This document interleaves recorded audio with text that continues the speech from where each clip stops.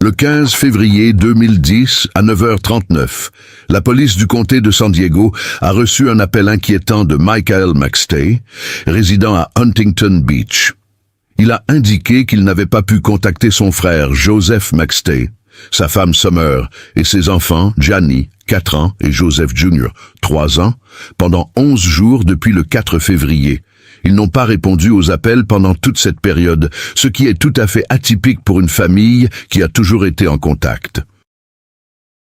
La police s'est rendue à l'adresse indiquée par Michael, 3473 Avocado Vista, Fallbrook, Californie, pour vérifier ce qui se passait.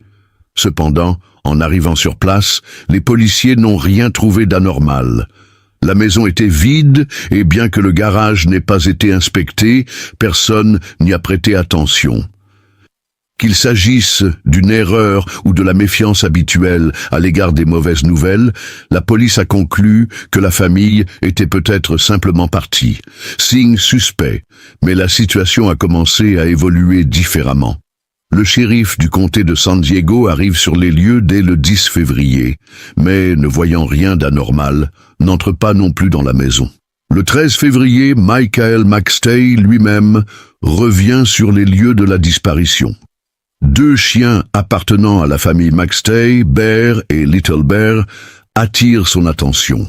Ces animaux avaient l'air sales et affamés, ce qui semblait tout à fait étrange pour des personnes qui partiraient sans s'occuper de leurs animaux de compagnie.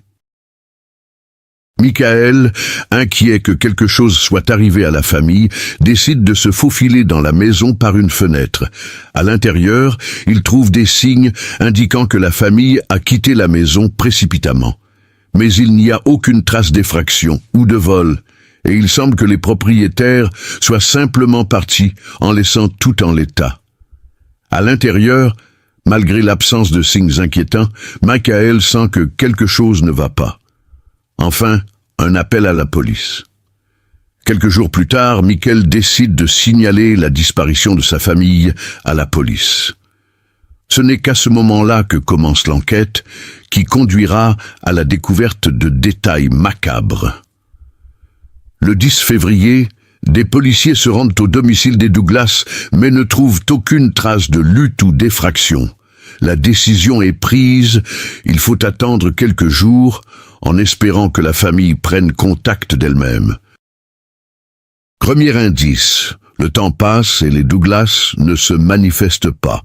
L'inspecteur Thomas Rivers, qui s'est vu confier l'affaire, a commencé par demander les données relatives aux appels de Michael et de Lily.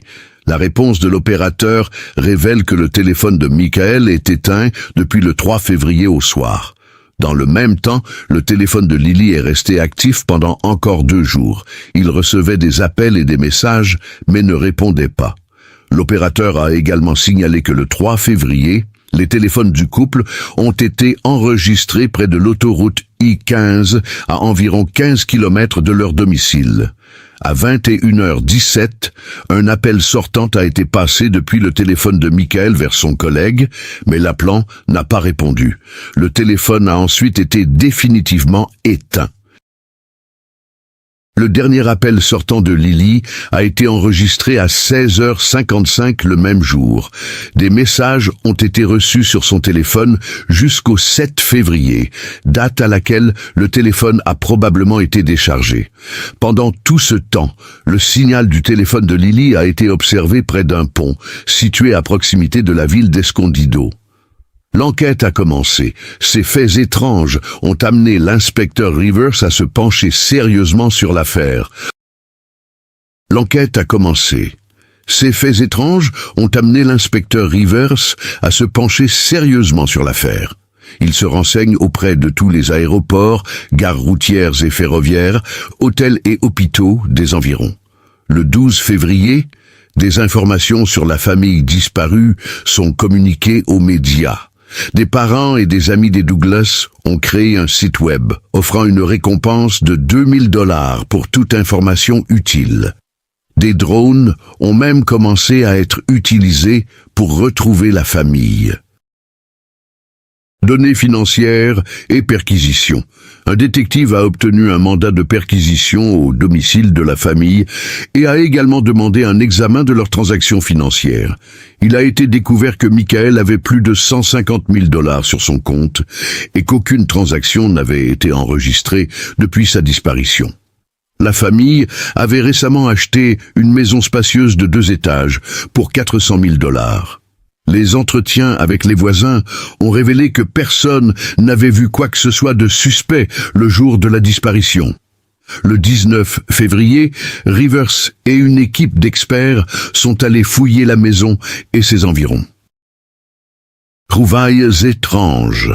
La première chose qui a attiré l'attention est l'absence d'un des véhicules. Le SUV Toyota 4 Runner noir appartenant à Michael a disparu tandis que le second véhicule, le Ford Escape de Lily, est resté garé à l'extérieur de la maison. Il semble que ce soit le 4 Runner avec lequel la famille a quitté la maison. Lorsque la police a examiné la maison, elle n'a trouvé aucun signe de lutte, mais elle a remarqué des détails étranges. Sur le canapé du salon se trouvaient les lunettes de Lily, qui sortaient rarement sans elle. À proximité se trouvaient 2 grandes boîtes de pop-corn, dont une partie était éparpillée sur le sol, comme si les enfants l'avaient mangée devant la télévision. Dans la cuisine, il y avait une barquette d'œufs abîmés, une banane noircie posée sur la table et un paquet de pop-corn à moitié cuit dans le micro-ondes. La salle de bain soulevait encore plus de questions. Une lampe de table était posée sur le sol comme si quelqu'un l'avait accidentellement fait tomber. Dans le dressing, il y avait des objets éparpillés et des valises ouvertes dans lesquelles on avait mis quelque chose à la hâte. Cependant, le processus d'emballage avait été brusquement interrompu. Les sacs n'étaient pas fermés et les affaires n'étaient pas complètement emballées. L'absence de sac à main féminin est encore plus étrange. Bien que Lily ait beaucoup de vêtements, aucun de ces sacs à main n'a été retrouvé dans la maison. Les enquêteurs ont interrogé les employés de Joseph, les associés Chase Merritt et Dan Cavanaugh, qui étaient chargés de la partie technique du travail. Il s'est avéré que l'entreprise générait des revenus réguliers et était évaluée à près d'1 million de $. Des échantillons d'ADN ont également été prélevés sur d'éventuels suspects. Le 23 février, soit 19 jours après la disparition, Interpol a été associé aux recherches. Le 5 mars, une nouvelle piste importante est apparue. Des images provenant de caméras de surveillance situées à la frontière avec le Mexique. L'image floue montre une famille de 4 personnes franchissant un poste de contrôle. Toutefois, la qualité des images ne permettait pas d'identifier précisément les personnes. La voiture a quitté la maison le 4 février, alors que les images de la frontière sont datées du 8 février. Malgré ces doutes, la police a mis fin à l'enquête, supposant que la famille était partie de son plein gré. La famille n'a pas cru à cette version. Le père de Joseph, Patrick, a essayé d'organiser ses propres recherches en demandant l'aide d'un ami texan, Tim Miller, qui a participé à des opérations de recherche et de sauvetage. Mais cela n'a donné aucun résultat. Les années ont passé, mais la famille n'a jamais été retrouvée, ni au Mexique ni ailleurs. En 2013, l'affaire a été confiée au FBI. Les circonstances de la disparition sont restées mystérieuses, donnant lieu à de nombreuses rumeurs et théories. L'une d'entre elles est que Joseph aurait été impliqué dans un cartel, ce qui aurait entraîné ses conséquences. Cependant, aucune preuve n'a été apportée. Une autre théorie a été avancée par l'écrivain Rick Baker. Il pensait que Summer pouvait se débarrasser de son mari et s'enfuir avec les enfants, allant même jusqu'à simuler un enregistrement de la caméra à la frontière pour induire l'enquête en erreur. Des informations ont également fait surface sur les problèmes de santé de Joseph. Il avait souvent des vertiges, ce qui aurait pu influencer son comportement. La famille McStay a disparu en 2009. Et l'affaire est restée silencieuse pendant des années. Les gens ont oublié l'histoire, mais les proches espèrent toujours qu'ils sont en vie. Le 11 novembre 2013, un motard a découvert un crâne humain dans le désert de Morave, et les enquêteurs arrivés sur place ont trouvé 2 tombes peu profondes, avec les restes de 2 adultes et de 2 enfants. Une masse d'1 kilogramme, qui pourrait être l'arme du crime, gisait également sur les lieux. Les restes étaient complètement décomposés, et il a fallu 4 jours pour les identifier. Le 15 novembre, il a été confirmé qu'il s'agissait de Summer et de Joseph, et que les petits squelettes étaient probablement ceux de leurs enfants. L'enquête a été confiée au bureau du shérif de San Bernardino. L'ADN de Chase Merritt, l'associé de Joseph, a été retrouvé dans le véhicule de la famille, mais les enquêteurs l'ont d'abord ignoré, parce qu'ils pensaient que la famille avait fui au Mexique. Cependant, le lieu de sépulture se trouvait dans une zone reculée et il a été possible de conserver des preuves, notamment des traces de pneus qui correspondaient à ceux du camion de Chase. Il s'est avéré que ce dernier connaissait bien le désert, puisqu'il y avait passé du temps lorsqu'il était enfant et que sa sœur vivait à proximité. Les données du téléphone portable ont également confirmé qu'il se trouvait sur le lieu de l'enterrement. En outre, Chase était en proie à de graves difficultés financières. Alors que les affaires de Joseph étaient en plein essor, Chase empruntait constamment et sa dette totale s'élevait à environ $100 000. Il falsifiait également des chèques et même après la disparition de sa famille, il continuait à frauder. Il s'est avéré qu'il avait un grave conflit avec Joseph au sujet de l'argent. La dernière fois qu'ils se sont disputés, c'était au sujet d'un remboursement important pour une fontaine défectueuse. Toutes les preuves pointaient vers Chase. Le 5 novembre 2014, il a été arrêté. Le père de Joseph s'est souvenu que son fils n'était pas satisfait du travail de Chase et qu'il envisageait de le remplacer, ce qui aurait pu constituer un motif supplémentaire. Chase jouait et devait d'importantes sommes au casino. Le 4 février 2010, il aurait appris que Joseph allait le dénoncer à la police pour tricherie. La Californie applique la loi des 3 coups et Chase aurait pu être condamné à une peine de prison à perpétuité. Le soir du 4 février, il s'est rendu dans la maison de son partenaire et a tué toute la famille, puis a caché les corps pendant 2 jours avant de les conduire dans le désert. Auparavant, il a conduit le 4x4 de la famille jusqu'à la frontière pour laisser l'enquête déraper. Il s'est avéré que c'est Chase qui a cherché des informations sur le Mexique dans l'ordinateur de Joseph. Le procès s'est ouvert le 7 février 2019. Les preuves contre Chase étaient circonstancielles, mais l'accusation a prouvé avec assurance sa culpabilité. La défense a tenté de faire porter le chapeau à un autre partenaire commercial, Dan Cavanagh, mais l'enquête n'a pas permis de recueillir d'éléments à son encontre. Finalement, le jury a déclaré Chase coupable du meurtre de toute sa famille. Il a été condamné à la peine de mort et se trouve actuellement dans une cellule de détention en attendant son exécution. Après le verdict, Chase Merritt a continué à clamer son innocence. Sa défense a déposé de nombreux recours, invoquant l'absence de preuves directes et la partialité présumée de l'enquête. Cependant, la Cour est restée inflexible.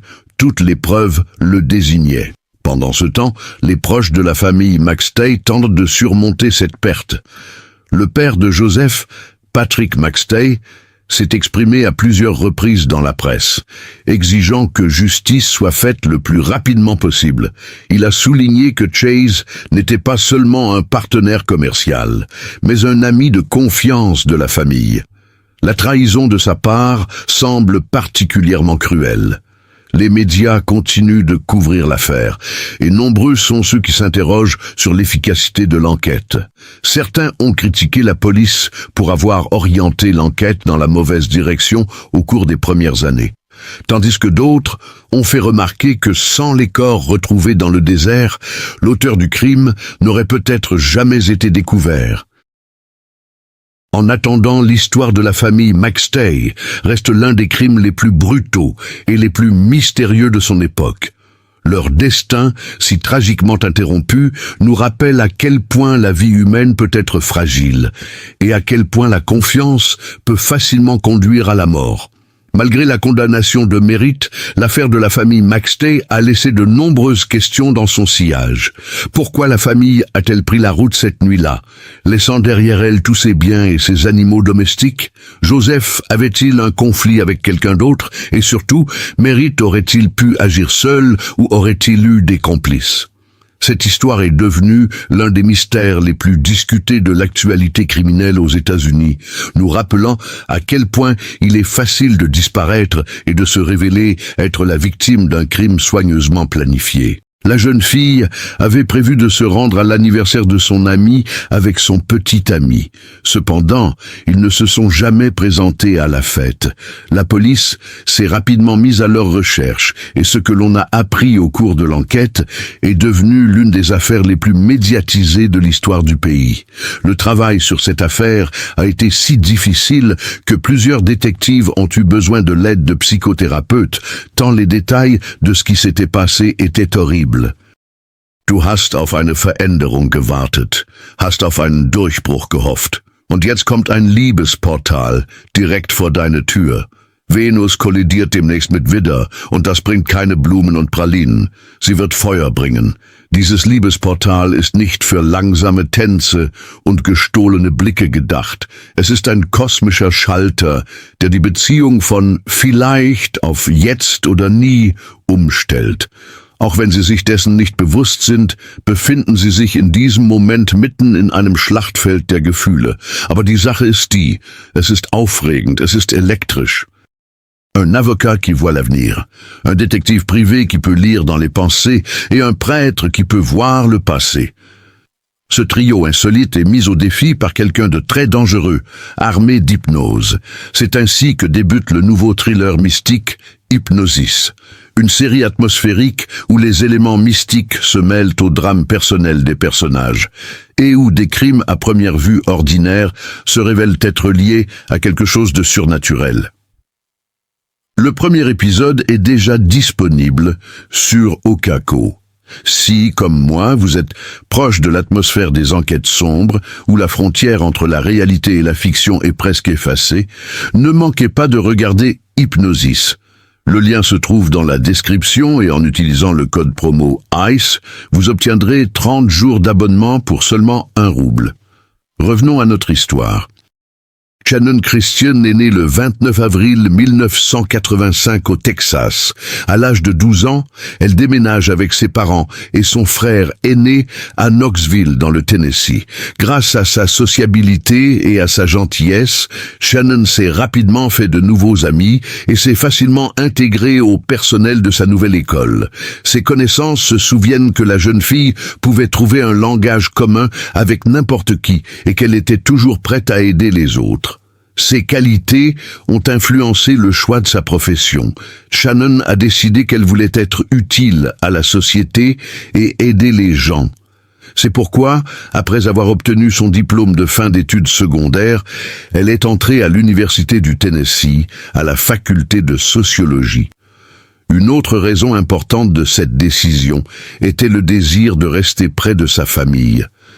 Shannon était très attachée à ses parents et ne voulait pas aller dans une autre ville ou un autre État. Dans le même temps, elle s'est efforcée d'être financièrement indépendante et a trouvé 2 emplois à temps partiel qu'elle a combinés avec ses études. Pendant ses études, Shannon a rencontré Chris Newsom.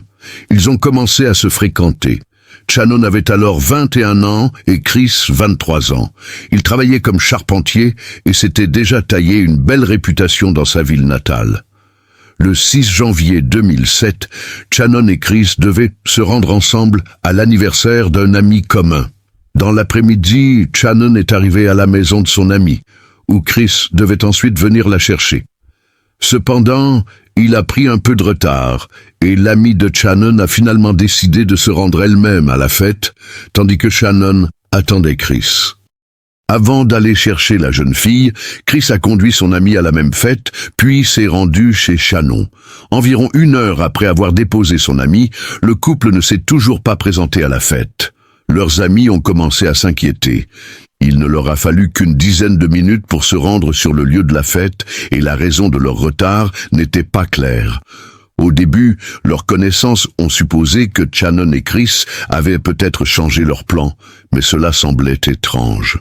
Personne ne pouvait croire que le couple avait décidé d'ignorer l'anniversaire d'un ami proche sans raison.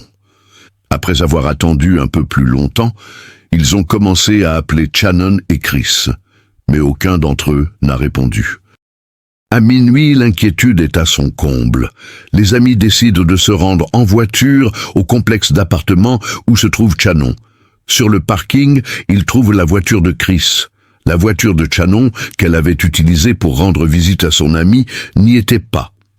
Finalement, ils ont décidé que le couple avait apparemment changé d'avis et décidé de passer la soirée ensemble sans prévenir personne et sont retournés en vacances.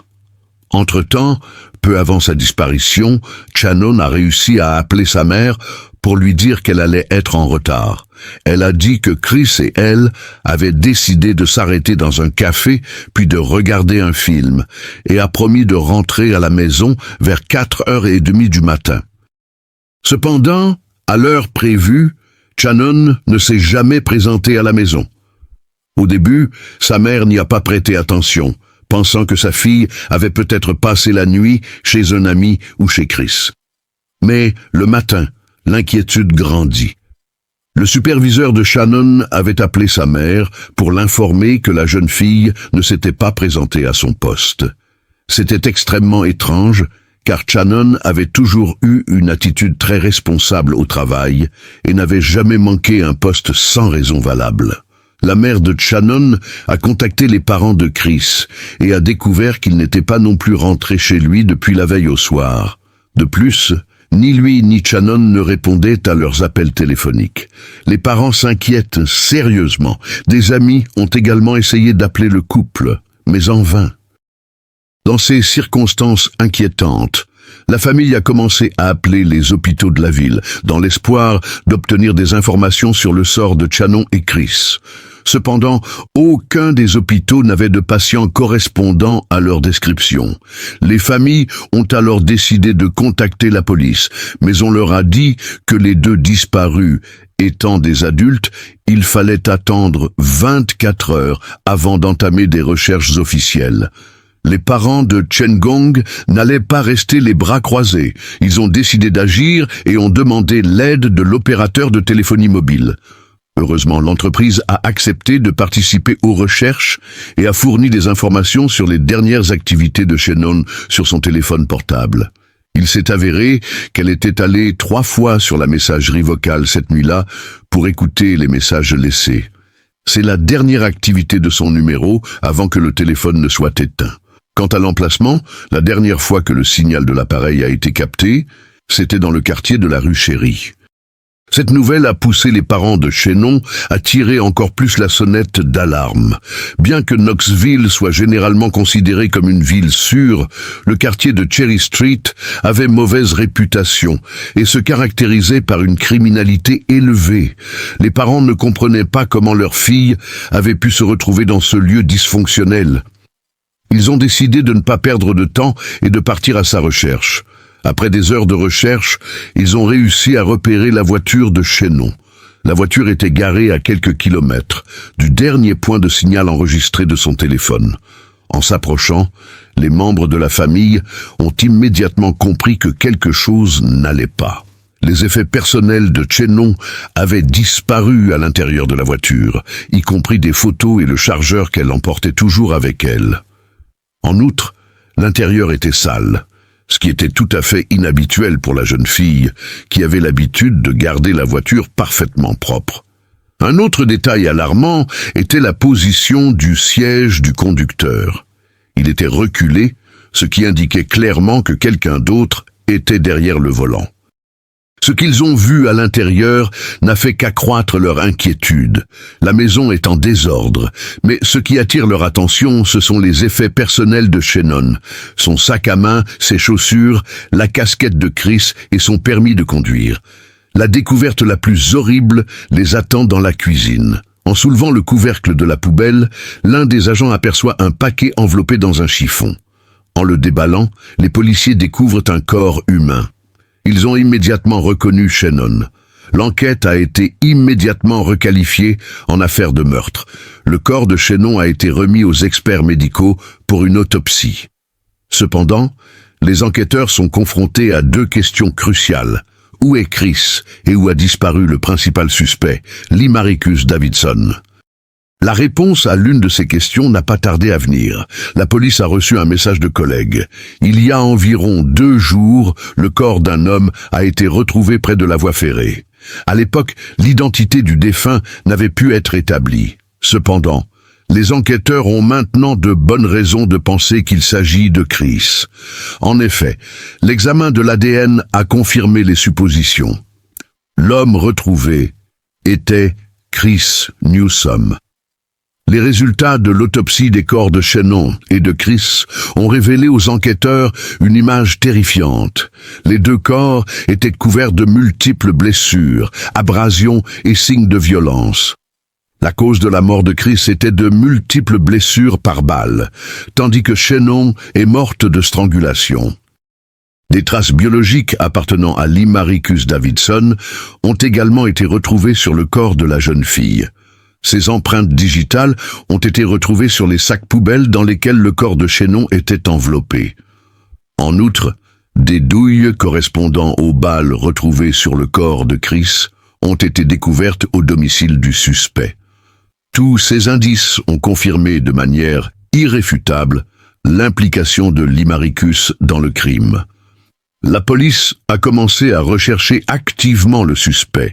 L'une des premières étapes a consisté à obtenir ses données d'activité mobile afin de savoir où il se trouvait. Ces derniers jours, Lee Maricus avait contacté à plusieurs reprises un certain Eric par téléphone. Les policiers ont rapidement compris où il se trouvait. Eric a d'abord affirmé qu'il n'avait aucune idée de l'endroit où Lee Maricus se cachait. Toutefois, lorsque les enquêteurs lui ont expliqué la gravité de la situation et l'ont informé que s'il dissimulait des informations, il pourrait être arrêté en tant que complice, il a rapidement changé de comportement et a donné l'adresse. Selon Eric, Lee Maricus se cachait dans une maison vacante qui était à vendre. Il a également admis que le jour de la disparition de Shannon et Chris, Lee Maricus et lui avaient commis un vol ensemble. La police s'est immédiatement rendue sur les lieux. Une fois à l'intérieur de la maison, ils ont trouvé Lee Maricus. Il se trouvait au milieu des ordures et des emballages de nourriture vides. Un pistolet a été trouvé sur lui. Un autre détail important a attiré l'attention des inspecteurs. Le suspect portait des baskets Chris Newsome. Lee Maricus a été arrêté et interrogé. Dans un premier temps, il a commencé par nier sa culpabilité, puis il a constamment modifié ses déclarations. Au total, il a présenté 5 versions différentes des événements, chacune contredisant la précédente. Il a d'abord affirmé qu'il ne savait rien de l'enlèvement et des meurtres. Ensuite, il a affirmé que Shannon et Chris avaient été enlevés par d'autres personnes et qu'ils n'y étaient pour rien. Dans une version, il a admis avoir utilisé la voiture de la victime pour livrer des substances illicites dans le quartier. Malgré toutes les tentatives pour embrouiller l'enquête, Lee Maricus n'a jamais avoué. Il a toutefois révélé quelques détails importants. De son récit, les enquêteurs ont conclu que ce n'était pas une, mais plusieurs personnes qui étaient impliquées dans le crime. Selon lui, son demi-frère Latelvis et leur ami commun George étaient impliqués dans l'enlèvement et le meurtre. Les détectives ont rapidement localisé les 2 hommes et les ont interrogés. Eric, soupçonné de complicité, a été arrêté en même temps qu'eux. Cependant, aucun des 3 n'était pressé d'avouer le crime. Au cours de l'interrogatoire, la police a fait une découverte importante. Elle a découvert que non seulement les hommes étaient impliqués dans le crime, mais aussi une autre personne, une jeune fille de 18 ans, nommée Vanessa. Les inspecteurs ont trouvé Vanessa, l'ont placée en détention et l'ont interrogée. Une longue série de dénonciations a commencé. Chacun des 5 accusés a essayé de présenter l'histoire de manière à minimiser son rôle dans ce qui s'était passé. Néanmoins, malgré leur tentative de se soustraire à leurs responsabilités, l'ensemble des témoignages et des preuves recueillies a permis aux enquêteurs de reconstituer une image approximative des événements tragiques.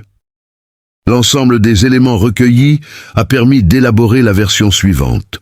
Limaricus était une sorte de chef de ce groupe.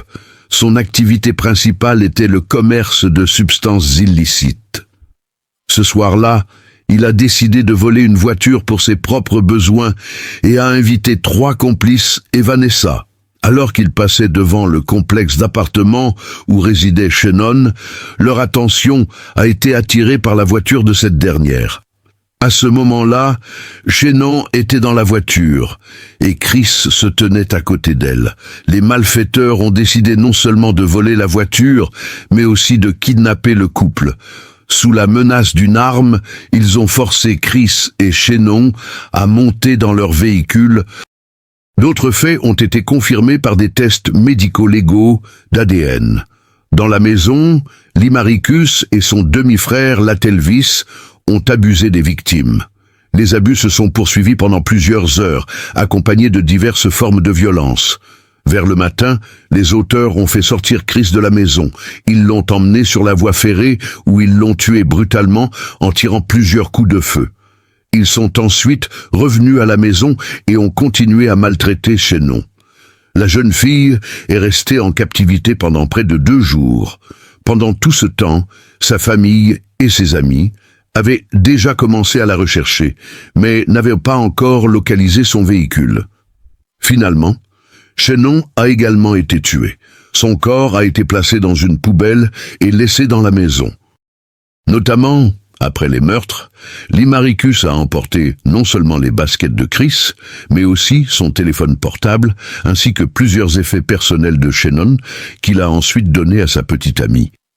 Quant à Vanessa, elle a affirmé qu'elle se trouvait dans la maison contre son gré et qu'il s'agissait de la même victime.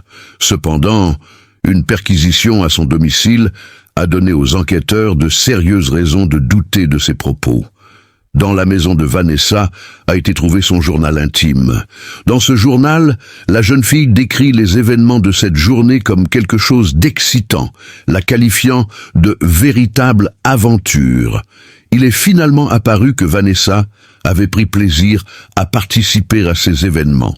Une fois l'enquête terminée, les 5 suspects ont reçu de longues listes de charges et l'accusation a commencé à préparer les procès. Les préparatifs ont duré plus de 2 ans. Pendant cette période, les avocats de la défense ont réussi à faire déplacer les audiences dans un autre comté. La raison en est que l'affaire Chris et Shannon a suscité un vif émoi à Knoxville. Les habitants de la ville étaient choqués par la cruauté des criminels et la défense a insisté sur le fait que dans un tel climat public, les accusés ne pouvaient pas s'attendre à un procès équitable. Le tribunal a accepté la requête et l'audience a été ajournée. Eric est le premier à comparaître devant le tribunal. Bien que l'enquête n'ait pas permis de trouver des preuves directes de son implication dans les meurtres, la police disposait de suffisamment d'éléments pour démontrer qu'il savait ce qui se passait et qu'il n'a rien fait pour empêcher les crimes. En conséquence, Eric a été condamné à la peine maximale pour les faits qui lui étaient reprochés, soit 18 ans de prison. Les procès de Limaricus, Latelvis et George ont suivi. Leur défense a avancé une version absurde. Chris et Shannon auraient en participé volontairement aux actes terribles dont ils ont été victimes. Cependant, le jury n'a pas cru à ces histoires ridicules. En conséquence, les 3 hommes ont été déclarés coupables. Limaricus a été condamné à mort, tandis que Latelvis et George ont été condamnés à la prison à vie. La situation de Vanessa était plus compliquée. Elle a d'abord bénéficié d'une immunité en échange de son témoignage contre les autres participants au crime. Cependant, le tribunal a décidé que l'immunité ne s'appliquait qu'à l'accusation de vol de voiture et ne la protégeait pas des accusations d'enlèvement, de violence et de meurtre. Finalement, Vanessa a été jugée et condamnée à 53 ans de prison. Il semble donc que toutes les personnes impliquées aient reçu la punition qu'elles méritaient. Cependant, un rebondissement inattendu s'est rapidement produit. En 2011, le juge qui avait dirigé les 5 procès a démissionné dans le cadre d'un scandale majeur. Il s'est avéré qu'il entretenait une relation intime avec une auxiliaire de justice et qu'il achetait des substances illicites à des trafiquants de drogue. En raison de ces faits, une juridiction supérieure a décidé de réexaminer un certain nombre de peines prononcées par le juge, notamment dans les cas de Limaricus, Latelvis, George et Vanessa. Cette décision a suscité une vague d'indignation parmi les habitants de Knoxville et dans tout le pays. Néanmoins, l'accusation a réussi à défendre les peines initiales pour Limaricus et Latelvis. En revanche, George et Vanessa ont bénéficié d'un nouveau procès. À l'issue de ce nouveau procès, Vanessa a de nouveau été déclarée coupable, mais sa nouvelle peine était déjà de 35 ans au lieu des 53 précédents. George a également bénéficié d'une peine plus légère, avec la possibilité d'une libération conditionnelle au bout de 51 ans. Mais l'histoire ne s'arrête pas là. Les nouveaux procès ont permis de recueillir des preuves supplémentaires. Au cours de l'examen, il est apparu qu'Eric, contrairement à son témoignage initial, était activement impliqué dans des actes de violence et des meurtres. En 2019, de nouvelles accusations ont été portées contre lui. Cette fois, le tribunal l'a condamné à la réclusion à perpétuité, assortie d'une peine supplémentaire de 90 ans. Ainsi, alors qu'il pouvait auparavant espérer être libéré au bout de 18 ans, ses chances de quitter la prison sont désormais quasiment nulles. Quant à Vanessa, après le nouveau procès, elle a pu être libérée au bout de 7 ans. Cependant, toutes les demandes de libération conditionnelle qu'elle a déposées jusqu'à présent ont été rejetées et elle continue à purger sa peine. Ainsi, malgré toutes les complications et les rebondissements inattendus, les responsables de la mort brutale de Shannon et de Chris ont été lourdement sanctionnés. Même si beaucoup pensent que chacun d'entre eux méritait la peine de mort. Les meurtres de Keddie sont un quadruple homicide non résolu qui s'est produit dans la nuit du 11 au 12 avril 1981 à Keddie, en Californie, aux États-Unis. Les victimes étaient Glenna Susan Sharp, sa fille Tina Louise Sharp, son fils John Stephen Sharp et Dan Hall Wingate, un ami de John. Les corps de Wingate, Sue et John Sharp ont été découverts le matin du 12 avril par Sheila, la fille de Sue âgée de 14 ans, qui passait la nuit chez une amie. Les 2 fils cadets de Sue, Rick et Greg, ainsi que leur ami Justin Smart, se trouvaient également dans la maison mais n'ont pas été blessés. Tina n'a pas été retrouvée sur les lieux. Tina a été portée disparue jusqu'en avril 1984, date à laquelle son crâne et plusieurs autres ossements ont été découverts au camp 18 en Californie, près de Cedar Falls dans le comté de Butte. Au fil des ans, de nombreuses pistes et suspects ont été envisagés, mais aucune accusation n'a été portée. Plusieurs nouvelles pistes ont été annoncées au XXIe siècle, notamment la découverte d'un marteau dans un étang en 2016 et la découverte de nouvelles preuves ADN. En juillet 1979, Glenna Susan Sue Sharp, née Davis, née le 29 mars 1945 à Springfield, Massachusetts, ainsi que ses 5 enfants, quittent leur domicile du Connecticut. Après avoir divorcé de son mari James Sharp, ils se sont installés dans le nord de la Californie, où vivait Don, le frère de Sue. Après avoir cherché des solutions de relogement, Glenna a choisi la petite ville de Keddie, dans les montagnes de la Sierra Nevada. En 2010, il n'y avait que 66 personnes qui y vivaient, et à peine plus avant. Toutes les familles locales se connaissaient bien, et pour Glenna et ses enfants, cet endroit aurait dû être le début d'une nouvelle vie heureuse. Mais au lieu de cela, 3 membres de la famille Sharp y trouvèrent une mort atroce, et ce meurtre non élucidé, appelé le meurtre de Keddie, reste l'événement le plus célèbre de la colonie.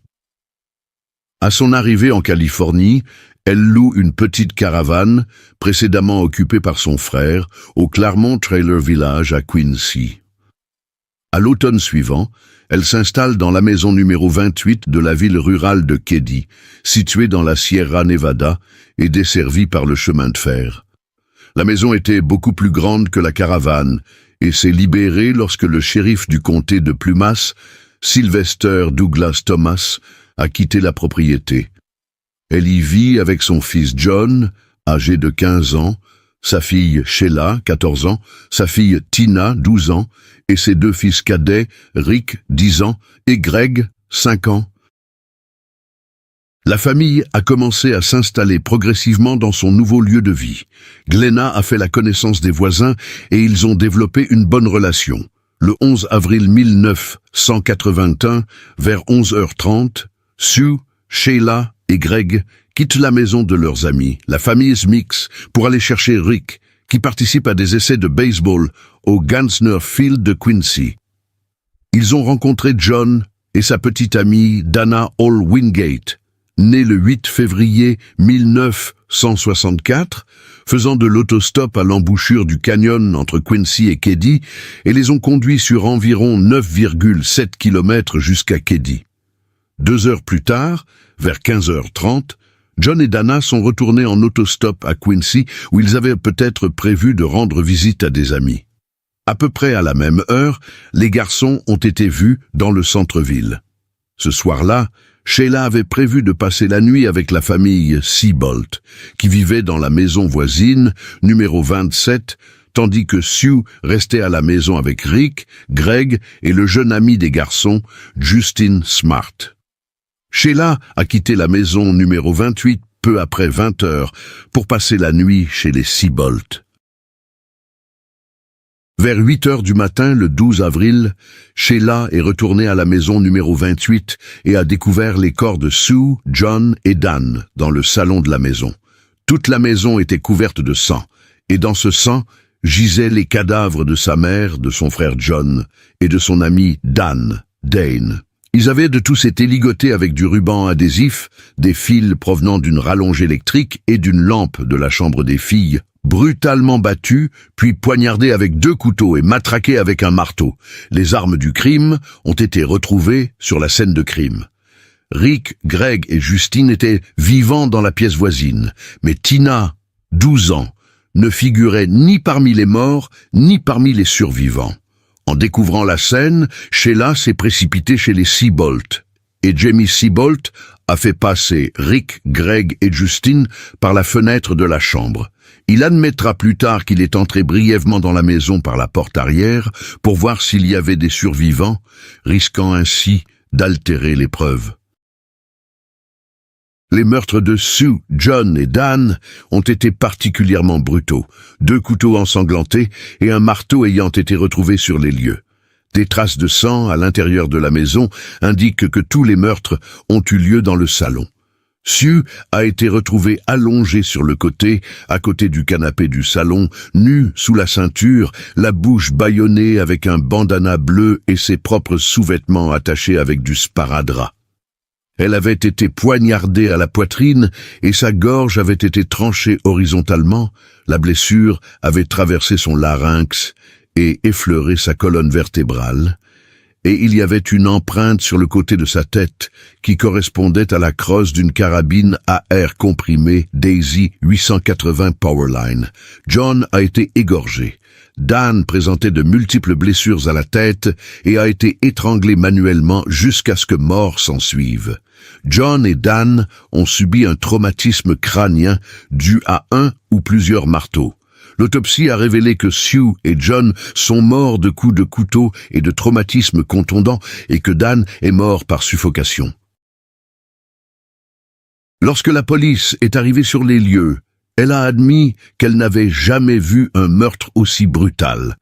La femme et les adolescents avaient été torturés avec un couteau avant d'être tués, et avec une telle fureur que même les murs et les meubles étaient éclaboussés de sang. John a été frappé à la tête, puis égorgé, tandis que son ami Dane était allongé à côté de lui, et avait, comme John, les chevilles attachées avec du fil de fer. Son ami Dane était allongé à côté de lui et avait, comme John, les chevilles attachées avec du fil de fer et les pieds attachés aux jambes de John avec du ruban adhésif. Il avait une profonde entaille à la tête due à un coup violent, mais il est mort d'asphyxie. Glenasiu a été déshabillé presque entièrement et sa bouche a été bâillonnée avec ses propres sous-vêtements et recouverte de sparadrap. Les blessures qu'elle portait au bras montraient clairement qu'elle avait tenté de se défendre, mais elle est morte de coups de marteau et d'entailles à la gorge. Il n'y avait littéralement aucun endroit vivant sur son corps. Les rideaux de la maison ont été tirés sur les fenêtres, le téléphone a été arraché de la table de nuit et des traces de sang ont été trouvées jusque dans les chaussures des victimes. La jeune fille disparue, Tina, n'a jamais été retrouvée et on ignore ce qu'elle est devenue. L'opinion publique s'est indignée et a rejeté le fait que les enfants survivants dormaient apparemment à poing fermé dans la pièce voisine, pendant que leur mère, leur frère et sa petite amie étaient brutalement torturés et assassinés à travers un mur mince. Aucun des habitants des maisons voisines n'a vu ou entendu quoi que ce soit cette nuit-là. Aucun cri ou autre bruit. Sheila, qui se trouvait dans la maison voisine de son ami, n'a rien entendu non plus. Les victimes ont été torturées et tuées en l'espace d'1 heure, pas moins. Le motif des meurtres est resté flou jusqu'à la fin. Il ne s'agissait pas d'une attaque pour viol ou vol. La police pensait que la cible principale était Glenna Sharp et qu'il s'agissait peut-être de la venger de quelque chose. Le meurtre de son fils John sous ses yeux, Dane a été tué davantage en tant que témoin, et l'enlèvement de Tina en sont des preuves indirectes. Cependant, la raison pour laquelle les justiciers n'ont pas touché aux plus jeunes enfants dans l'autre pièce reste inconnue. Sheila et la famille Seabolt, avec laquelle Sheila a passé la nuit dans une maison voisine, n'ont entendu aucun bruit pendant la nuit. Le couple habitant la maison voisine Nerero 16 a été réveillé à 1h15 par ce qui ressemblait à un cri étouffé. Martin Smart, voisin et principal suspect, a affirmé qu'un marteau-piqueur avait inexplicablement disparu de sa maison. Outre les Smart, les inspecteurs ont interrogé de nombreux autres habitants et voisins du quartier. Certains, dont des membres de la famille Seabolt, se sont souvenus avoir vu une camionnette verte garée devant la maison des Sharp vers 21h ce soir-là. Des croquis originaux des 2 suspects, basés sur le témoignage de Justin, qui a affirmé avoir été témoin des crimes. Justin a raconté des histoires contradictoires sur cette soirée et a affirmé avoir rêvé les détails des meurtres. Dans son récit ultérieur des événements, raconté sous hypnose, il a affirmé avoir vu Sue avec 2 hommes. Sur la base des descriptions de Justin, les croquis des 2 inconnus ont été réalisés par Harlan Humphrey, un homme qui n'avait aucune compétence artistique et aucune formation en matière de croquis médico-légal. Il n'a jamais été expliqué pourquoi, alors que le ministère de la Justice et le Federal Bureau of Investigation, FBI, avaient accès aux meilleurs experts en criminalistique, les forces de l'ordre ont décidé de faire appel à un amateur qui se portait parfois volontaire pour aider la police locale. Les communiqués de presse accompagnant les portraits robots décrivent les suspects comme étant âgés de 20 à 30 ans. L'un mesurait entre 1,80 m et 1,88 m et avait les cheveux blonds foncés, et l'autre mesurait entre 1,68 m et 1,78 m, 1,78 cm et avait les cheveux noirs et gras. Tous 2 portaient des lunettes de soleil à monture dorée. Les invités ne sont pas autorisés à voir les pièces jointes. Les rumeurs selon lesquelles les crimes étaient rituels ou motivés par le trafic de drogue ont été réfutées par le shérif du comté de Plumas, Doug Thomas, qui a déclaré 1 semaine après les meurtres qu'aucun attirail de drogue ni aucune drogue illégale n'avait été trouvé dans la maison. Récupération des restes de Tina Sharp. La disparition de Tina a d'abord fait l'objet d'une enquête du FBI sur un possible enlèvement. Mais le 29 avril 1981, on a appris que le FBI avait abandonné les recherches parce que le ministère de la Justice de Californie faisait un travail adéquat et rendait la présence du FBI superflue. Avec l'aide de chiens policiers, un rayon de 8 km autour de la maison a été fouillé, mais en vain. Le 11 avril 1984, un collectionneur de bouteilles a découvert une partie de crâne humain et une partie de mandibule au camp 18, près de Feather Falls, dans le comté voisin de Butte, à environ 8 km de Feather Falls, en Californie. Un médecin légiste a confirmé que les restes étaient ceux de Tina en juin 1984. Peu après l'annonce de la découverte, le bureau du shérif du comté de Butte a reçu un appel anonyme identifiant les restes comme étant ceux de Tina, mais l'appel n'a pas été documenté. Un enregistrement de l'appel a été retrouvé au fond d'un casier à pièces à conviction après 2013 par l'adjoint du shérif chargé de l'affaire. Événements ultérieurs. La maison où les meurtres ont été commis a été démolie en 2004. Selon un article publié en 2016 par le Sacramento Bee, Martin a quitté Keddie et s'est rendu à Reno, dans le Nevada, peu après les meurtres. Pendant son séjour, il a envoyé à Marilyn une lettre dans laquelle il évoquait les difficultés personnelles de leur mariage et concluait par la phrase suivante « J'ai payé le prix de ton amour et maintenant je l'ai acheté avec la vie de 4 personnes. » Lors d'une interview en 2016, M. Gamberg a déclaré que la lettre avait été négligée lors de l'enquête initiale et qu'elle n'avait jamais été admise comme preuve. Il a par la suite critiqué la qualité de l'enquête initiale, déclarant « Vous auriez pu prendre quelqu'un qui sortait tout juste de l'école.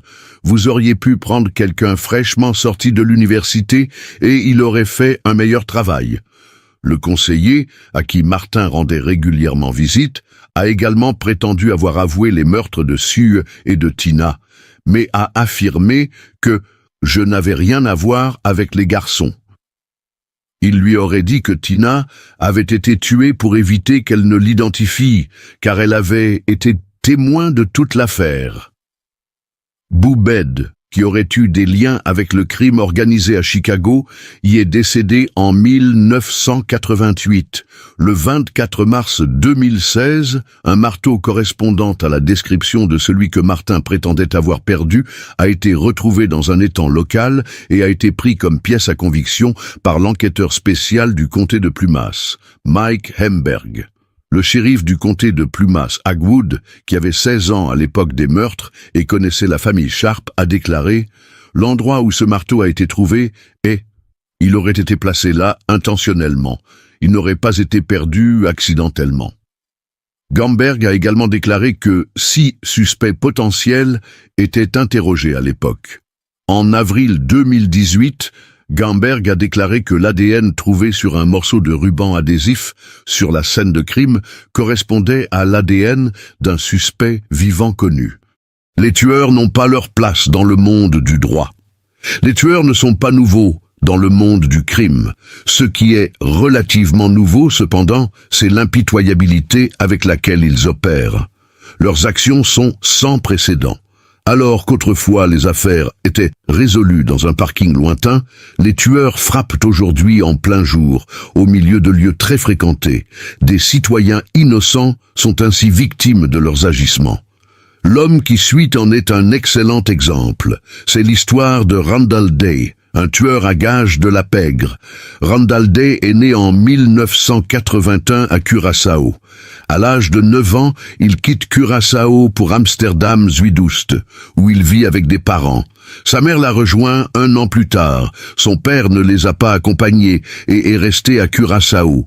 Le déménagement aux Pays-Bas était l'espoir de la mère d'une vie meilleure pour elle et son fils. Cependant, la réalité s'est avérée différente. Dès son plus jeune âge, Randall a commencé à s'attirer des ennuis. Il a été impliqué dans diverses activités criminelles et a accumulé au fil du temps un dossier impressionnant de plusieurs pages. Il a notamment été accusé d'avoir utilisé des armes à feu et d'avoir distribué de la drogue. Mais quelque part en 2015, il a commis un crime bien plus grave que tous ses délits précédents. Pour la première fois, il a été engagé comme tueur à gages. Sa cible était Lucas Boom, également connu sous le surnom de Puck. Lucas est un criminel notoire d'Amsterdam. Il était un confident de Willem Holleyder et réglait souvent ses problèmes, avec ou sans violence. Lucas a été poursuivi en Belgique pour contrebande à grande échelle et a été condamné à 4,5 ans de prison. Il a toutefois été libéré sous condition en attendant l'appel. Lucas a également été soupçonné de la tentative de meurtre d'Etus Belserang, président du club de motards Satar à Amsterdam, mais l'affaire a été classée faute de preuves. Des rumeurs ont également circulé sur son implication dans les tentatives d'assassinat de Stanley Hill et de Patrick Brisbane. Malgré ses fortes suspicions, il n'a jamais été formellement inculpé ou condamné.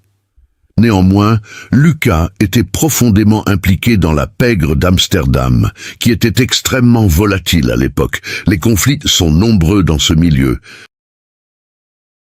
L'hostilité était dans l'air et les attaques et assassinats étaient omniprésents.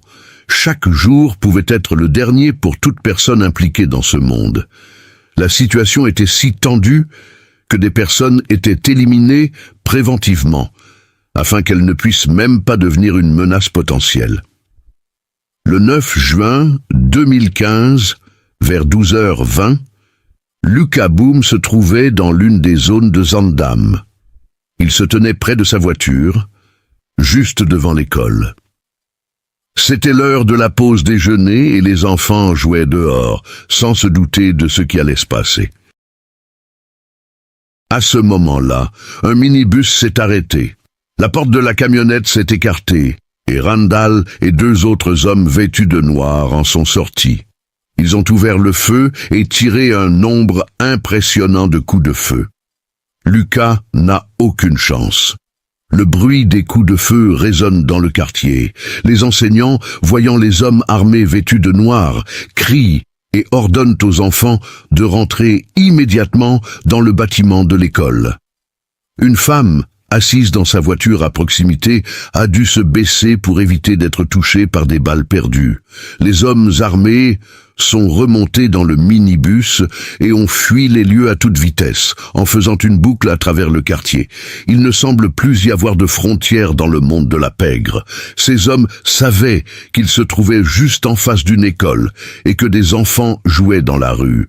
Ils se rendaient également compte que des citoyens innocents auraient pu être blessés accidentellement. Après tout, c'était un jour de semaine normal et un endroit très fréquenté. Mais cela ne les dérangeait pas. Ils avaient un travail à faire, et ils l'ont fait à n'importe quel prix. Le même jour, à 16h30, la police a trouvé un minibus incendié à Amsterdam-Nord. Il est immédiatement apparu qu'il s'agissait du même véhicule que celui utilisé pour le crime. La camionnette utilisée lors de l'attaque avait été transformée en camion. L'enquête bat son plein. Les médias couvrent activement l'affaire et les services néerlandais de prévention de la criminalité cherchent à répondre à la question suivante. Qui est le cerveau de l'attentat? Lucas avait de nombreux ennemis dans le monde du crime et le coupable aurait pu être n'importe qui. Une chose est sûre, Randall vient de réussir son premier coup. Alors que la police continue d'enquêter sur Lucas Boom, Randall se prépare déjà pour sa prochaine mission. En 2015, il a contacté Nofal F, plus connu sous le nom de Novel. Nofal a envoyé à Randall un message, lui annonçant qu'il avait un travail intéressant à lui proposer. Un Iranien du nom d'Ali Mamad devait être éliminé. Ali a été condamné à mort en Iran pour l'attentat de Téhéran de 1981 qui a fait 73 morts. Nofal a informé Randall que la cible était déjà sous surveillance et qu'Ali quittait sa maison pour aller travailler à 7 heures du matin. Il a ensuite conseillé à Randall de louer une maison à Almer qui pourrait servir d'abri aux tireurs après l'attaque. Les hommes ont échangé des messages sur leur plan, en plaisantant et en agissant comme s'il s'agissait d'une chose des plus courantes que de planifier l'élimination d'une personne. Randall a demandé à Naufal qui devrait l'éliminer. Naufal a répondu « Mon frère, je ne sais même pas qui c'est. C'est un Turc, il travaille dans l'ingénierie électrique quelque part. Il a une camionnette blanche avec le logo Eneco. Où et comment il vit? Je ne le sais pas et je ne veux même pas le savoir. C'est un homme ordinaire, d'une 40aine d'années, avec une famille. » Après ce message, les hommes ont continué à planifier et à se préparer. Cela montre bien leur attitude indifférente à l'égard de ce genre de choses. Ils ont même mentionné que la cible avait une femme et des enfants. Naufal a ajouté « L'objectif est la chose la plus importante.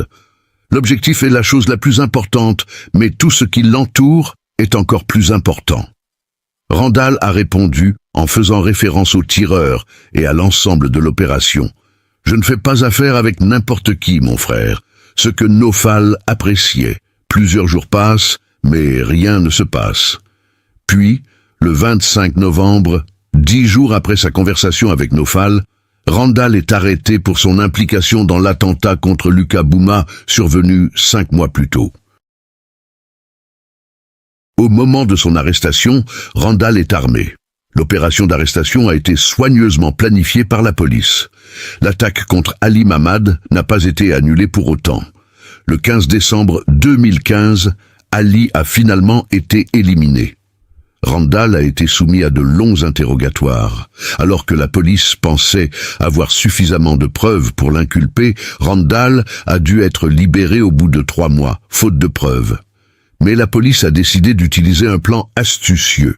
Après sa libération en février 2016, un dispositif d'écoute a été placé dans les vêtements de Randall. Lors de conversations avec d'autres délinquants, Randall a admis qu'il avait eu beaucoup de chance que la police ne dispose pas de suffisamment de preuves pour le condamner. Il a donné de nombreux détails sur l'agression, mentionnant les noms d'autres personnes liées à son activité criminelle. Pour des raisons inconnues, la police n'a rien fait de ses aveux et Randall n'a pas été arrêté à nouveau. Après ces paroles, il ne restait plus qu'une question. Pourquoi? Et il n'y a toujours pas de réponse. 1 an et demi s'est écoulé. Nous sommes le 26 janvier 2018 et Randall est à nouveau en mission. Mohamed, un jeune homme de 17 ans, vient de rentrer d'un centre local après avoir fait des courses. Mohamed avait terminé avec succès un stage au centre et avait eu l'occasion d'y rester plus longtemps. Pour fêter l'événement, il a décidé de préparer un délicieux dîner. Avec une 20aine d'autres jeunes, il a joué à des jeux vidéo, à des jeux de cartes et a passé du temps au centre. Une soirée confortable ordinaire a changé du tout au tout en un clin d'œil, lorsqu'à 19h10, 2 hommes masqués et armés de pistolets automatiques ont fait irruption dans le centre. Ils ont commencé à crier « Où est cet homme noir ? Où est cet homme noir ?» La panique s'est installée et ils ont commencé à tirer sur le premier homme noir qu'ils ont vu. La jeune fille qui se tenait à côté de lui a également été blessée. Un véritable chaos s'est emparé de la pièce et les gens ont commencé à courir autour du bâtiment en essayant de se cacher. Une partie du groupe s'est réfugiée dans un petit bureau. Mohamed les a suivis et s'est caché dans un coin. Il a croisé les bras dans le dos, s'est accroupi et a essayé de se faire le plus discret possible. L'un des hommes masqués a fait irruption dans le bureau. Lorsqu'il a vu Mohamed de dos, il l'a pris pour cible et lui a tiré dessus à plusieurs reprises de manière méchante et brutale. Les hommes sont ensuite sortis en courant, sont montés dans une voiture et ont pris la fuite. Quelques heures plus tard, la BMW noire a été découverte en feu. Les pompiers ont rapidement éteint l'incendie, ce qui a permis à la police de recueillir d'éventuelles preuves. La police a déclaré que c'était un véritable miracle qu'il n'y ait pas eu d'autres blessés graves. Mais quelle est la cause de cette violence? Après une enquête plus approfondie, la police a établi un lien entre l'incident et une autre fusillade survenue près du centre 2 mois plus tôt. Dans la nuit du 23 novembre 2017, une fusillade a également eu lieu à cet endroit. La cible principale était l'auteur de la fusillade, John L., âgé de 19 ans. John et 3 autres personnes ont été blessées. Selon les rapports, John s'est disputé avec le fils de Randall.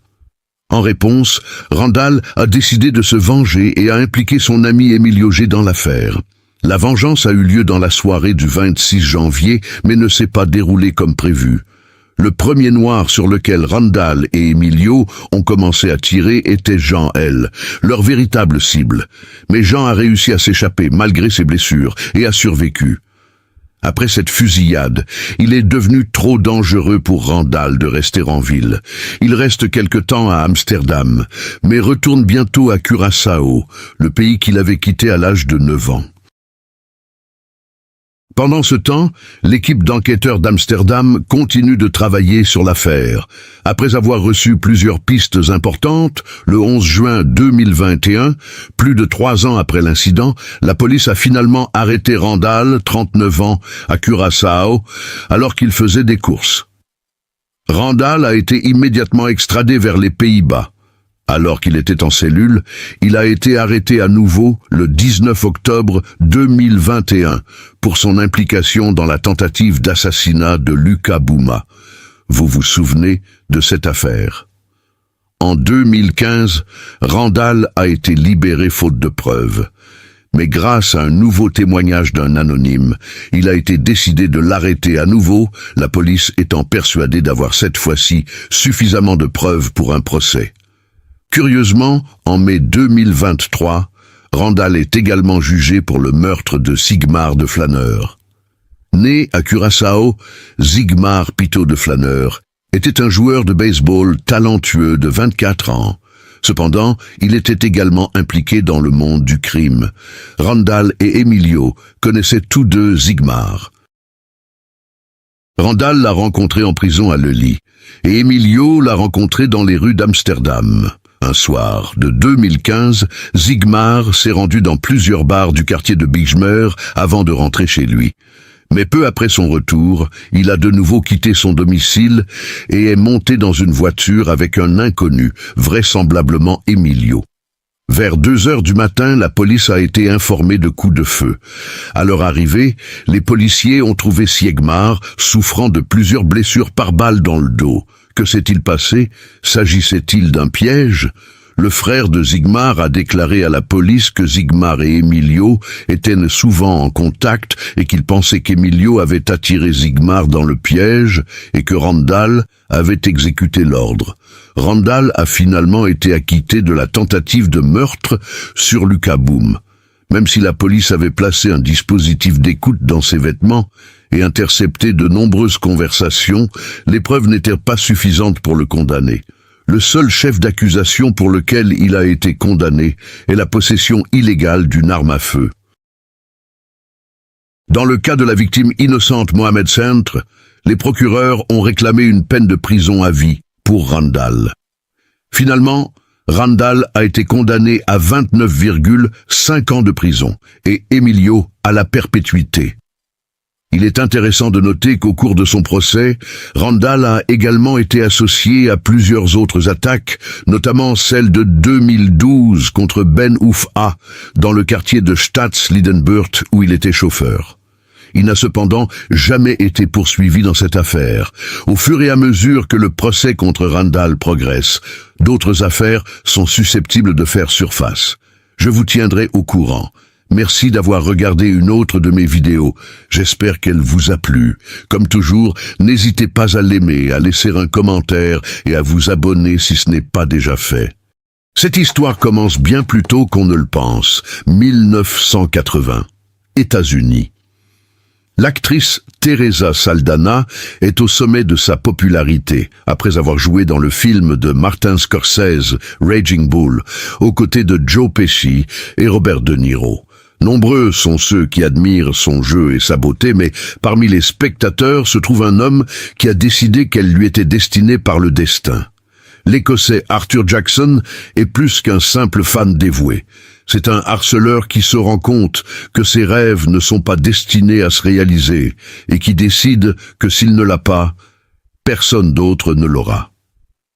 Dans les années 1980, les lois sur le harcèlement n'existaient pas et la police ne pouvait pas intervenir, même si quelqu'un faisait preuve d'une persistance maniaque. Jackson tente de rencontrer l'actrice, mais sans succès. Il décide alors d'engager un détective privé pour connaître son adresse. À l'époque, c'est facile. Pour une petite somme d'argent, on peut obtenir les informations nécessaires auprès du département des véhicules à moteur. Arthur se fait passer pour l'assistant de Martin Scorsese, appelle la mère de Teresa et lui dit qu'il a un scénario important pour sa fille. La femme le croit et lui dicte l'adresse de l'actrice. Peu de temps après, Jackson se présente chez elle. Il n'apporte ni fleurs ni cadeaux, il est armé d'un couteau. Après l'avoir attendue à la porte, il l'attaque et la poignarde. Cela se passe en plein jour, sous les yeux des passants, mais personne n'intervient. Seul un homme, un livreur d'eau, se précipite à son secours, fait rouler son agresseur au sol et le maintient jusqu'à l'arrivée de la police. Teresa survit. Elle jouera même plus tard son propre rôle, dans un téléfilm consacré à l'agression. On pourrait croire que l'histoire est terminée, mais en 1980, un jeune garçon souffrant de troubles mentaux et élevé dans une famille dysfonctionnelle assiste à l'attentat. Il est inspiré non pas par l'héroïsme de Teresa, mais par l'acte de son harceleur. En novembre 1982, Samantha Smith, 10 ans, écrit une lettre au dirigeant soviétique Yuri Andropov, souhaitant comprendre les causes de la guerre froide.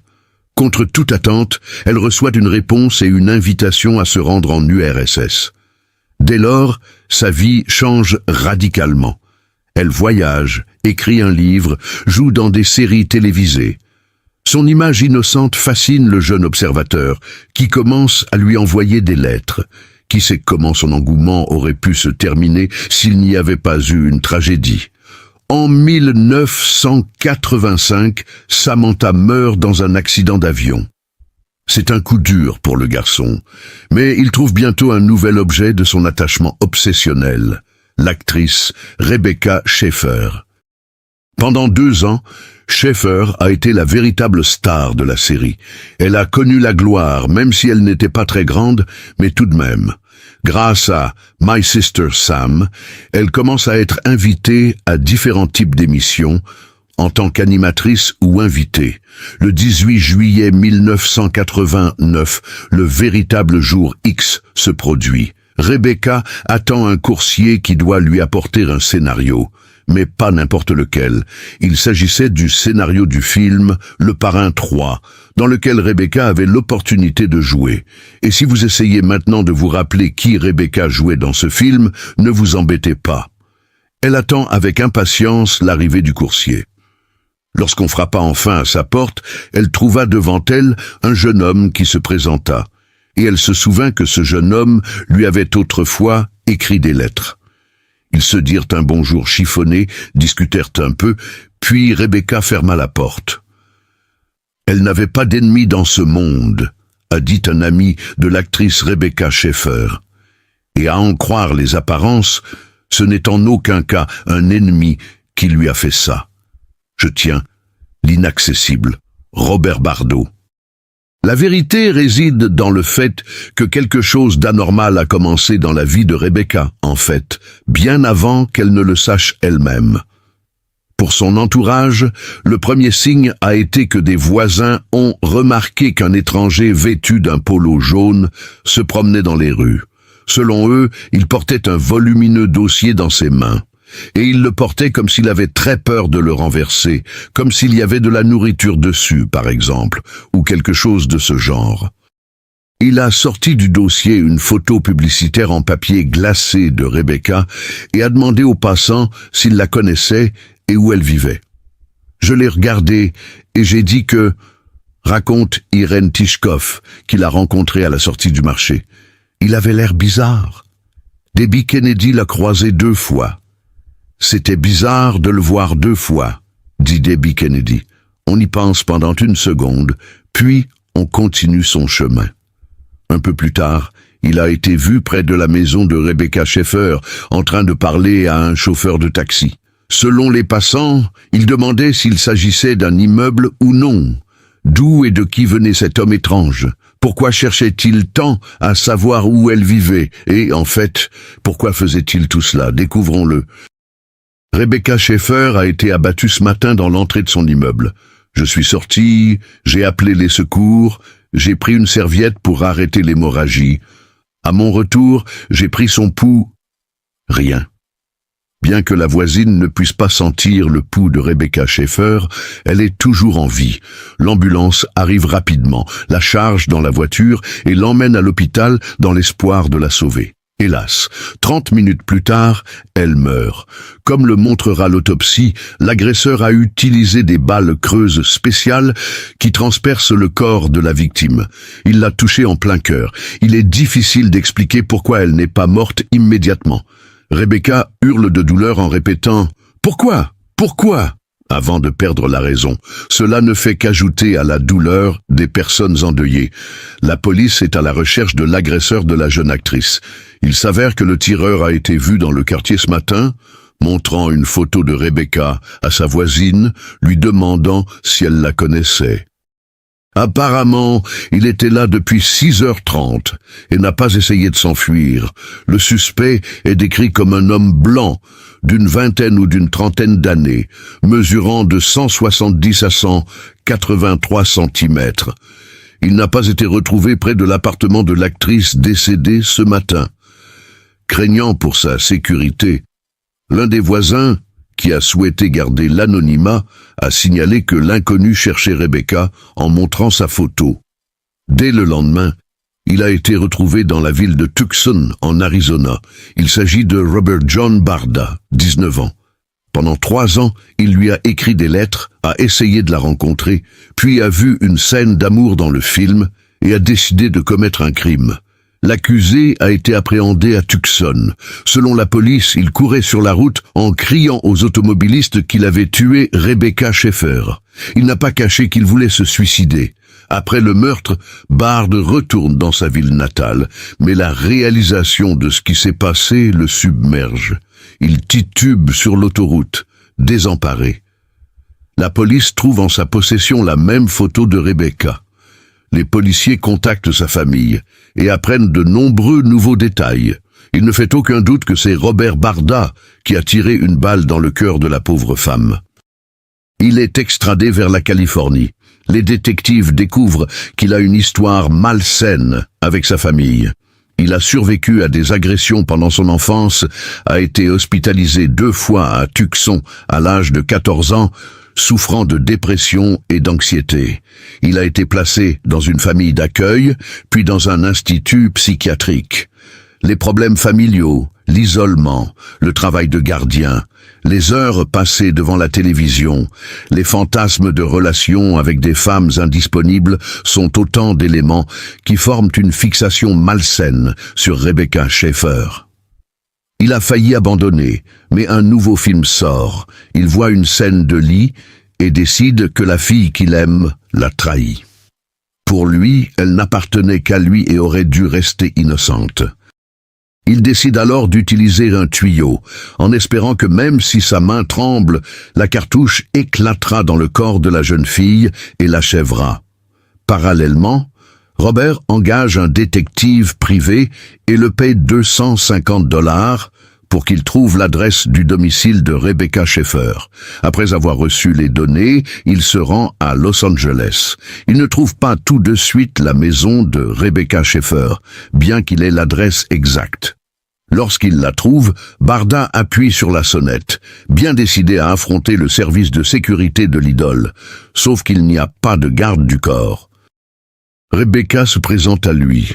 Je n'ai pas eu à tirer sur les gardes pour l'atteindre. Elle se tenait juste devant moi, comme une personne normale. C'était comme n'importe quel gars qui rêve de voir sa célébrité préférée, vous savez, et c'est arrivé. Il n'y avait que moi et elle, vous savez, je lui parlais. Barda est perdu. Il ne s'attendait pas à voir Schaeffer devant lui aussi facilement. Le type marmonne quelque chose, montre des photos, des lettres. Rebecca lui parle, mais bientôt elle s'excuse poliment, serre la main de son admirateur, lui souhaite bonne chance et s'en va dans sa chambre. Robert Barda est ensuite déçu. Lui-même ne sait pas ce qu'il veut le plus, lui parler encore ou la punir, l'abattre, la détruire. Il se rend dans un restaurant voisin, commande des rondelles d'oignon, mange et s'en veut. Sa rencontre avec Rebecca n'a pas été à la hauteur de ses attentes. Dans la salle de bain, il vérifie que son arme est bien chargée et se rend à nouveau chez elle. En chemin, Barda appelle sa sœur depuis une cabine téléphonique et lui promet « Tu auras bientôt de mes nouvelles ». À 10h15, le psychopathe se tient à nouveau devant la maison de Rebecca et appuie sur la sonnette. La jeune fille pense qu'il s'agit cette fois d'un coursier et descend, mais devant elle se trouve Robert Barda. Bien entendu, elle s'énerve et prononce la phrase suivante « Vous me faites perdre mon temps ». Selon le tireur, c'est elle qui a fini par l'énerver. Je l'ai tué et je me suis dit, c'est moi qui l'ai fait.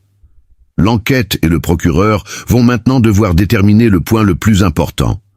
Robert Barda, compte tenu de son passé et de ses antécédents médicaux, était-il vraiment fou au point de commettre le mal sans savoir ce qu'il faisait?